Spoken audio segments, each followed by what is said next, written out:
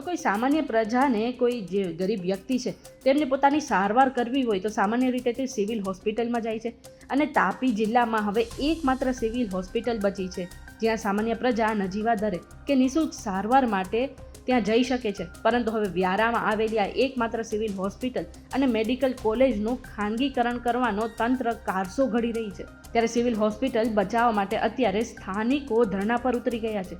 3 માસથી લોકો આંદોલન કરી રહ્યા છે, પરંતુ સ્થાનિક નેતાઓને કે તંત્રને જાણે લોકોની સમસ્યાથી કોઈ નિસ્બત નથી ને એવું વર્તન કરી રહી છે. ચૂંટણી સમયે વોટ માટે દોડીને આવતા નેતાઓ અત્યારે વિરોધ કરી રહેલા લોકોની મુલાકાતે પણ નથી આવ્યા.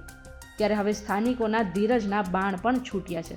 લોકોએ તંત્રને 1 મે સુધીનું અલ્ટિમેટમ આપ્યું છે અને કહ્યું છે કે જો કોઈ પગલાં નહીં લેવાય તો ગામે ગામે લોકો સાથે મળીને તેઓ આવેદનપત્ર આપશે. સાથે જ તેમને વિરોધ કરવાની ચીમકી પણ ઉચ્ચારી છે. ત્યારે આ બાબતે તમે શું વિચારો છો કમેન્ટ કરીને જરૂરથી જણાવી દેજો.